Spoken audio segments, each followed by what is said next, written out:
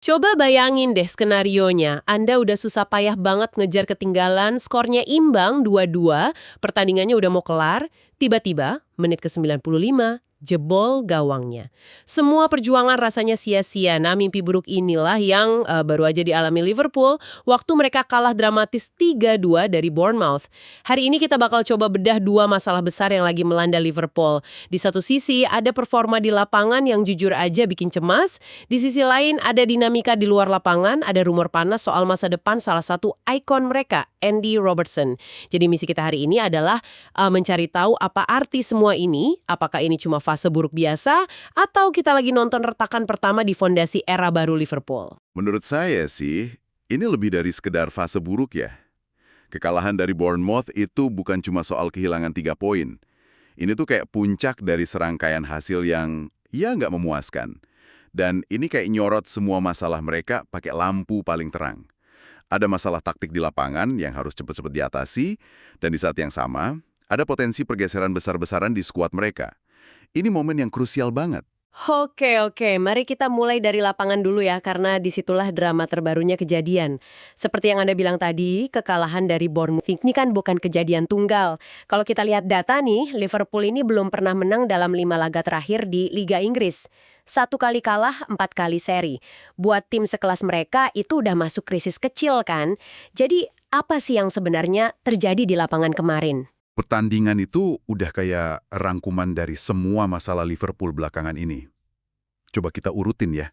Babak pertamanya itu bencana total buat lini belakang mereka. Dan yang paling mengejutkan, ini pusatnya ada di sang kapten, Virgil van Dijk. Menit ke-26, Bournemouth unggul lewat Ivan Nilsson. Prosesnya kacau banget. Ada umpan silang yang harusnya, ya gampang aja buat Van Dijk, tapi sapuannya malah gagal total. Bolanya jatuh pas di kaki Van Nilsson. Gampang banget dia cetak gol. Kesalahan mendasar yang aneh banget liatnya. Tunggu. Kesalahan dari seorang Van Dijk itu udah jadi berita besar. Tapi ini bukan cuma sekali kan di pertandingan itu? Saya baca laporannya, dan rasanya ada pola yang mengkhawatirkan. Tepat sekali. Anda nangkap poin kuncinya. Ini bukan insiden, tapi pola. Cuma 7 menit setelah gol pertama, menit ke-33, Bournemouth bikin gol lagi. Kali ini lewat Alex Jimenez. Dan lagi-lagi, ini melibatkan Van Dijk. Dia coba maju buat bikin jebakan offside, tapi perhitungannya salah total. Jimenez lolos, 1-1 sama Alisson, dan ya udah gol. Kurang dari 35 menit, Liverpool ketinggalan 2-0 gara-gara 2 kesalahan fatal dari pemain yang katanya bek terbaik dunia. Saya jadi penasaran, 2 kesalahan Van Dijk ini murni kesalahan individu, atau Anda ngelihat ada masalah sistemik di pertahanan Liverpool yang bikin bahkan pemain sekelas dia jadi terekspos gitu. Mungkin ada hubungannya sama sistem baru di bawah Arne Slot. Nah, itu pertanyaan yang bagus banget. Dan disitulah analisisnya jadi lebih dalam. Banyak yang menduga ini bukan sekedar malam yang buruk. Di bawah Klopp, kan sistem pressing Liverpool itu udah kayak mesin. Di bawah Arne Slot, filosofinya mirip. Pressing tinggi, garis pertahanan tinggi, tapi detailnya beda. Mungkin koordinasi antar pemain belakangnya belum sinkron. Atau jarak antar lini terlalu renggang. Sistem Slot mungkin nuntut backnya bikin keputusan sepersekian detik yang beda dari sebelumnya. Dan bahkan pemain secerdas Van Dijk pun butuh waktu buat adaptasi. Dia jadi kelihatan lebih sering terisolasi. Dan Bournemouth kayaknya emang sengaja nargetin itu. Oke, jadi mereka tertinggal 2-0 karena masalah yang mungkin lebih dalam ya. Tapi Liverpool kan sempat bangkit. Ini bagian yang bikin kekalahan ini makin pahit kan. Van Dijk seolah nebus dosanya gitu. Betul, ada plot twist yang menarik di sini. Tepat sebelum jeda, menit ke-45, Van Dijk bayar kesalahannya. Sundulan keras dari sepak pojok Szoboszlai. Gol. Skor 2-1 pas turun minum. Itu ngasih mereka napas. Terus di babak kedua, mereka neken terus. Puncaknya menit ke-80. Dari tenangan bebas, Salah ngasih umpan pendek ke Szoboszlai yang nendang melengkung fantastis. Skor 2-2. Di titik ini semua orang termasuk saya mikir, oke, ini Liverpool yang kita kenal, mereka bakal menang. Momentumnya ada di tangan mereka. Mentalitas monster kan? Harusnya bisa ngunci minimal 1 poin lah. Seharusnya. Tapi disinilah cerita Liverpool musim ini terungkap. Bukannya nyari gol kemenangan, mereka malah lengah. Menit 90 plus 5, detik-detik terakhir, ada kemelut gila di depan gawang mereka. Bola liar jatuh ke kaki Amin Adli, dan dia nembak bola masuk ke gawang.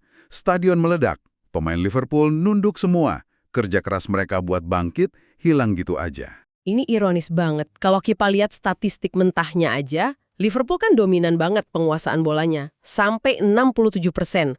Mereka nembak 14 kali. Kalau cuma lihat angka itu, kita mikir Liverpool ngendaliin permainan. Nah, disitulah ceritanya. Penguasaan bola itu bisa menipu. Ada data yang lebih canggih, namanya expected goals atau XG. Angka XG Bournemouth itu 2,30, sementara Liverpool cuma 0,83. Artinya, berdasarkan kualitas peluang yang diciptakan, Bournemouth seharusnya bikin lebih dari 2 gol. Liverpool bahkan nggak layak nyetak 1 gol pun. Tunggu. Big chances-nya juga kan? Saya baca perbandingannya jauh banget. Betul sekali. Bournemouth menciptakan 6 big chances, 6 peluang emas. 6? Serius? 6. Sementara Liverpool, dengan semua dominasinya itu, cuma menciptakan 1. 6-1. Itu statistik gila sih. Jadi selama ini Liverpool cuma main-main dengan bola di tengah lapangan tanpa benar-benar ngancam gitu. Sementara setiap kali Bournemouth maju, mereka bahaya banget. Persis.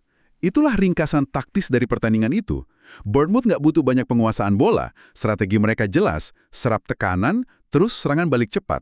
Targetnya, ruang di belakang pertahanan Liverpool. 6-1. Ini bukan nasib buruk, ini efektivitas melawan inefisiensi. Kemenangan Bournemouth sangat pantas. Dan ini alarm paling kencang buat Arne Slot. Pertahanannya rapuh, serangannya tumpul. Kerapuhan di lini pertahanan ini benar-benar mengkhawatirkan sih. Ini bikin kita mikir, solusinya ada di pemain yang sekarang, atau jangan-jangan Liverpool justru lagi siap-siap melakukan perubahan besar di sana. Kebetulan ada rumor panas yang kayaknya nyambung ke sini. Bek kiri legendaris mereka bisa aja ninggalin klub di bursa transfer Januari ini. Peminatnya juga bukan klub sembarangan. Tottenham Hotspur. Oke, jadi dari sisi bisnis, ini masuk akal ya. Kontrak Robertson kan habis musim panas depan, dan belum ada tanda-tanda perpanjangan. Liverpool di posisi sulit, jual sekarang dengan harga diskon, atau ya kehilangan dia gratis. Tepat. Sejak 1 Januari, Robertson secara hukum udah bebas negosiasi sama klub lain buat transfer gratis di akhir musim. Jadi, buat manajemen Liverpool, dapat uang transfer sekarang itu langkah yang pragmatis. Di sisi lain, kebutuhan Tottenham juga mendesak banget. Pelatih mereka, Thomas Frank, baru aja kehilangan bek kiri utamanya, Ben Davies. Cedera retak ankle. Mereka butuh pengganti yang pengalaman dan siap pakai. Robertson itu profil yang sempurna. Negosiasi kabarnya lagi intensif karena bursa transferan tutup 31 Januari. Tapi ini kan bukan sekedar transaksi bisnis ya. Ini Andy Robertson. Dia tuh salah satu pilar era keemasan Klopp. Datang dari Hull City tahun 2017, dia jadi salah satu bek kiri terbaik dunia. 363 penampilan, 68 assist. Dia bagian dari tim yang menang 10 trofi. Kepergiannya bakal ninggalin lubang besar bukan cuma di lapangan, tapi juga di ruang ganti. Jadi pertanyaannya, kenapa sekarang? Nah, ini pertanyaan kuncinya. Kenapa sekarang? Jawabannya ada 2. Pertama, dari sisi klub, ya seperti yang kita bahas, ini kesempatan terakhir buat dapat duit. Kedua, dan ini yang lebih penting dari sisi sepak bola, peran Robertson musim ini emang udah nggak sedominan dulu. Dia bukan lagi pilihan utama yang tak tergantikan. Statistiknya juga lebih sederhana. 21 main, 1 gol, 1 assist. Perannya mulai tergerus sama Milos Kerkez yang lebih muda. Jadi ada penurunan performa yang terukur. Dan ini bukan pertama kalinya kan namanya muncul di rumor transfer. Seingat saya musim panas lalu juga ada isu serupa. Anda benar. Musim panas lalu, Atletico Madrid sempat nunjukin minat serius, meskipun transfernya nggak pernah kejadian. Jadi, gagasan kalau Robertson bakal ninggalin Anfield itu bukan hal baru. Ini sesuatu yang udah beredar, dan situasi kontraknya sekarang cuma mempercepat prosesnya aja. Klub mungkin ngerasa ini saat yang tepat buat regenerasi di posisi itu, sekaligus ya ngucapin terima kasih atas jasanya. Oke, jadi kalau Robertson beneran pergi ke Tottenham, apa rencana Liverpool? Mereka nggak mungkin kan cuma ngandalin Milos Kerkez sendirian? Mereka udah punya rencana cadangan, meskipun mungkin nggak seglamor yang dibayangin fans. Rencananya adalah manggil pulang Kostas Tsimikas dari masa peminjamannya di AS Roma. Tsimikas sendiri kan nggak banyak dapat menit main di Italia, jadi balik ke Liverpool itu pilihan logis buat dia. Dia diproyeksikan bakal jadi pelapis buat Kerkez. Manggil pulang pemain yang juga minim waktu bermain ya. Apakah itu beneran solusi jangka panjang atau cuma sekedar nambah lubang buat 6 bulan ke depan? Rasanya kayak sebuah penurunan kualitas, setidaknya di atas kertas. Itu risiko yang mereka ambil. Ini nunjukin kalau Liverpool mungkin lebih fokus buat ngasih Kerkez kesempatan penuh untuk berkembang. Dan Tsimikas cuma dipandang sebagai opsi rotasi yang udah kenal klub. Ini sinyal yang kuat banget kalau era Robertson benar-benar akan berakhir. Dan klub udah siap melangkah maju. Bahkan kalau itu artinya ngambil langkah mundur sementara dari segi kedalaman skuad. Ini langkah yang sangat pragmatis, khas era baru ini. Oke. Mari kita coba rangkum semua ini. Di satu sisi, kita punya tim yang tampil rapuh, bingung secara taktis di bawah manajer baru, yang puncaknya ya kekalahan memalukan dari Bournemouth itu. Di sisi lain, di saat yang bersamaan, mereka siap-siap ngelepas salah satu pemimpin dan veteran paling dihormati di ruang ganti. Rasanya dua cerita ini saling terkait erat ya? Tepat sekali. Ini adalah dua sisi dari koin yang sama. Transisi. Liverpool lagi ada di persimpangan jalan yang sangat besar.